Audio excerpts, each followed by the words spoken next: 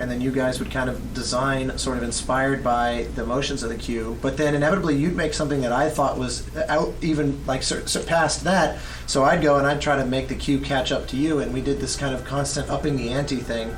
But there were a few places where, like, I wrote, like in the initial reveal of the kelp forest, I wrote a really hugely rich, beautiful queue, and then the decision was to make it a more kind of spare. You lowered the ante there.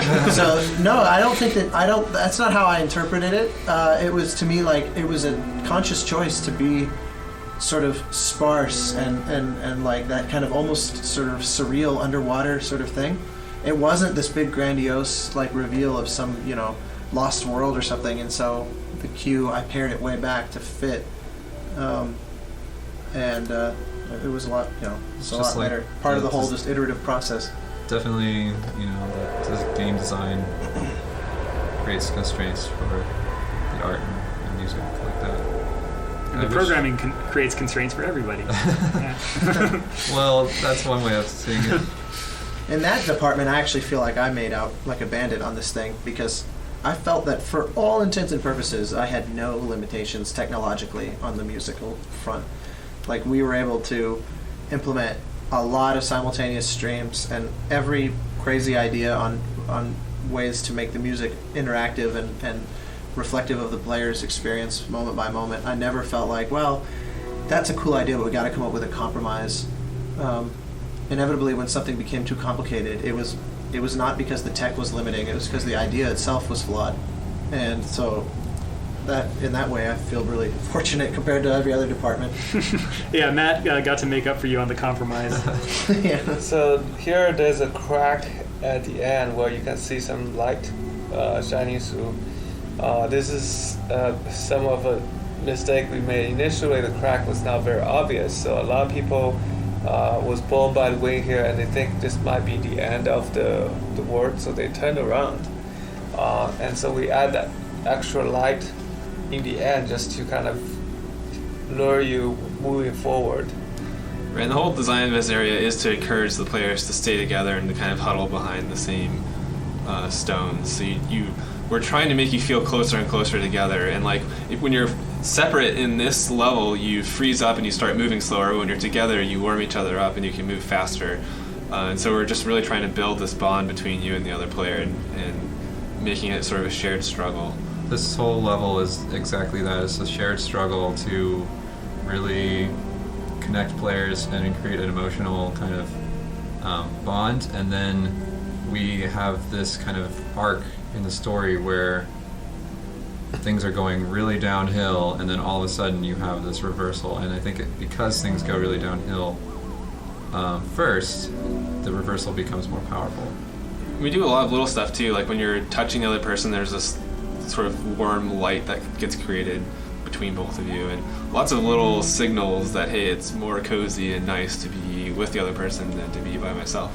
And the music also, there's, at every point in the game, there's at least two different possible scores happening, because there's the single player version of the music and the multiplayer, and the multiplayer is always richer and more interesting, and usually kind of aimed to be more beautiful. Like, for example, earlier when you're first in the open desert and you're approaching that desert, the tower at the end that's really covered in the clouds and stuff, and with all the sort of swarm, the thing that we were talking about replaced the storm. When you approach that alone, it's very stark and you almost don't hear that there's music, but when you're with someone else, there's like this lone viola singing out that you only hear if you're with someone, so that there is at least some like sense of beauty within the bleakness, but it only comes when you're with someone else. And this level is full of a lot of that as well. So this area we're coming up to is kind of similar to the slowdown area in the canyon, what do we call it? The Sunken City. Because it's a little respite from the cold that you've been experiencing so far. However, it's much smaller than that area. So You can see there is some ice building up on the player, which will probably melt away here. That technology took a while to come into place. For a long time, basically, the player just got covered by disco ball until they warmed up again. Yeah, we had to do a lot of work in this level to really make it feel cold, like you were literally freezing up as you I progressed. think Yeah. Steve Johnson added a lot in that department as well. Oh like yeah, the that- sound design. The sound design of your like crinkling ice particles Sounds so overtaking you. cool. Actually, I want to just share Steve's story about how he actually made these freezing yeah. sounds. Actually, Matt, if you can just show us like the melting cloth, then the player will hear that You mean on sound. this? Right. Yeah, you should be hearing it. It sounds very convincing that things are freezing up. And the way he did it is he had old jeans, and he basically put them in the water and then put it in the fridge. And so it's a frozen old jeans, and then he started to just kind of push it, making crunch them? crunching sounds. I never heard that. That's Right, awesome. and the other story is even cooler. It's just the footstep sound of walking in the snow. As you can see, the player sometimes struggle. Like this moment, it's like really struggling walking in the snow, versus like moving relatively fast in the snow. So there's a various level of struggling, and so the three footsteps sound in the snow is actually made by these chips inside the Sony office. They have various, Like Fritos and stuff? or- Fritos, Lay's, and what's the other one? Doritos. Is this all the different? Yeah, Doritos. And so I think Which one is the Dorito. most struggle? Dorito is the struggle. So basically, he grabbed Makes sense. a lot of these chips, and then he just grind them into just dust, and then kind of just put the microphone into the chips, just creating these sounds. And then somehow actually the heavy footstep is actually the mixture of Lay's, Doritos, and Fritos. Okay. All three. Gotta combine. Right. Maximum struggle. But then, he That's what you feel like after you eat all three. accidentally just flipped the bowl, so all these dust of chips are stayed in his office for about 2 weeks. You can smell them every time you walk in there. It was worth it. Yeah, that's Yeah, he's awesome. not the smell designer. But that's the crunchy sounds you hear. Yeah, So you did a lot of there- that kind of. There's a bit of a technology thing that I've been seeing a lot in this level is we have a cloth simulation running on the characters, and those are pretty hard. At least it was hard for me and the team to make it work. And the cloth sim can often get tangled up, where you'll sometimes see that the character's cape will get all knotted. And we tried for a long time to figure out a technology solution to it, but we could never do it. And so in the end, we just tried to fix it by adding some personality to the character, where you'll notice anytime his cape gets tangled, he gets kind of annoyed, and he'll sort of try to fix it and readjust himself, sort of flapping it or something. Is that a sign why a lot of people think that the character is female? That they So actually what does care that about mean? their dress. Is there a vein? I don't My. think so. I have no idea about that, but I think it definitely adds personality to the character. Actually, speaking of the character's gender, it's definitely something that in the process of designing the character I thought about, and I try to keep, what do you call it, anonymous? Androgynous. Androgynous, thank you. Well, I guess both apply. Yeah, really wanted to make it a character that people could identify, just, no matter who they were. Yeah, they read onto it. I mean, I definitely have talked to a lot of women who just instinctively refer to the player as she and men as he without thinking about it, which is to me kind of the ideal. Yeah, when we start this game, we said this is a multiplayer game happening between two humans, so gender and age should not be a factor when players are looking at each other. I think Matt did a really great job. I don't even know I'm looking at adult or kid, man or woman, but we're all the same. Dog, alien, who knows? It was the same on when I was designing the sound that the player makes. That could easily have tilted it one way or the other as far as male or female or specific kind of animal or something. And the idea was to make something that took a ton of. I mean, we went through a million subtle variations of the player sounds, and it's a Cool. nice. That was super close. It's a combination of a led him lot of to different its things. I almost got it. This whole area is like one of the scariest kind of encounters of the Guardian because you're in this harsh environment. And for a long time, it wasn't too scary. And one thing that we did to really make the gameplay have that tension was we slowed down the Guardian and made him have a wider kind of search ray. Super predatory. So he seems like he's looking for you. It's kind of scary, but we made it through all right. That was good. Good job. Teamwork. Give him some hooks. So now is planking possible in this place? Oh, I think it might be. That's a very difficult maneuver. So this area we're coming up on is like the last sort of slow down safe zone that you'll encounter in this level. It's definitely the kind of last area where you have a beautiful music cue. Yeah, this was a like right now you can hear the harp very prominently, which you would not hear if you were alone. By the way, but yeah, there's like this reveal here, the music, which if anyone's noticed, the score started off totally electronic, with the occasional solo from like the flute or the cello, and then we build in more instruments, or if you're in multiplayer, you can hear the harp and the viola and things. But over the course of the game, the orchestra gets scaled in very gradually. So like by now, it's essentially orchestral music. There's still electronics in there, but it's what you're hearing is a big rich string section. I seem to remember Ted, the music editor, saying this was his favorite cue in the game, which I thought was interesting. Emotionally, I totally get that, because it's your last sort of bastion of safety before it just beats down on you for the next 10 minutes.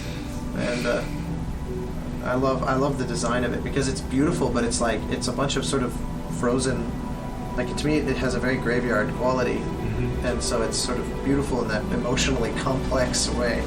Yeah, we're also trying to show you the connections between the cloth creature, the whale, and the stone serpent. In fact, it's like half stone serpent, half cloth, frozen in the wind. That's something that not a lot of players even notice, really. That area. It's very subtle. Super virtuoso Tina Guo cello solo here. So here, this is like the last big architectural element that you walk across in Journey, and it's really quite a heavy piece of geometry. But what was really funny was, I don't know, Nick, you want to tell the story? So for a long time, the frame rate here was really terrible, until one day we discovered there's actually two of these meshes on top of each other, two of these giant fortress meshes. It's like, oh, just delete one and frame rate fixed. So that was probably the easiest optimization in Journey. Then we had to go through the rest of the game and just check Just everything. double check and make sure. We ended up writing a tool. And I think there were other places. There were, yeah, definitely. Like definitely a model did so happen. much, Did we put just it in lose him? twice. No, he's there. You can wait for him. He'll come. No, he sits down. Oh my god. Oh, He was left killed us. by the mountain. That's quite sad. Oh no. So at this point, actually, It's a when very, when you poignant get moment to lose your buddy. when you get buffeted by the wind, you actually start losing your scarf starts sort of deteriorating and falling away. Like you're getting weaker and weaker, slower. Your flight ability is almost gone at this point. You can actually see all the way down if you look closely into the beginning of the level. It used to be that you could actually fall all the way down to the beginning of the level. That was a little bit too harsh. Yeah, that's why in this area we built a second tier, just in case you fall. We do want to have the player to have a sense of urgency that if they don't go, they might be blown down. But Oh no! if they do, we don't want to restart the whole level. And it's kind of like a fine balance between punishing the player and also providing enough urgency. Yeah, we also reduce your ability to communicate. Like your voice is like very weak and faint at this point.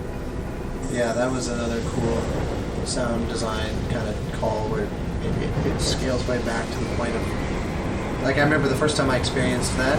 I don't remember how far in the process. It was fairly, like it wasn't a late change where I realized you're smashing the button and nothing's coming out, and you really feel weakened by that. At least the first time I did, I really felt like, oh man, I'm really dying. I'm really missing our buddy right now. That's the power of Journey. This is too bad. So yeah, this area was a very interesting area in terms of the iteration of design, because originally it wasn't just a blank snowfield. There was the concept of having a giant wall that players would eventually reach in this fog as kind of a final barrier. But I think that barren snowfield actually became more powerful as a visual metaphor for the player's struggle. Oh yeah, to reach a physical block and then be told like, now you have reached something that even you can't overcome, is far more sort of defeatist than this, which feels like you just struggle, infinitely basically. Yeah. It's like this gives you a little bit more hope, because originally when there was a war, the player tend to turn around, and it was funny because originally when you walk down here you can surf, and it just totally defeats the mood. So as you can see, there's also some tombstone here we added, because originally without any visual landmark, the player does not know they're making progress. Yeah. And it's just, it took us a long time to get this part right. Yeah, the timing here, we did a lot of Genoa did a lot of iteration on getting the timing exactly right. It used to be a lot longer, but through a lot of play testing, some would argue maybe now it's too short, but No, I think it's it's perfect. Yeah, me perfect. too. There also used to be the stone dragons flying around that were just yeah. brutally punishing you. So right here, like the clouds come in and the mountain actually disappears, so you sort of lose sight of your goal. The sound all cuts out actually, and I think that really gives you this kind of somber mood. Yeah, I loved that. I loved no music, no sound design, just complete silence. Really, really powerful. You remember in the very, very first sort of mountain overture, we used to call them, I did, this area was like, it was like going to war. It was like huge, loud brass and very totally bombastic and horrible.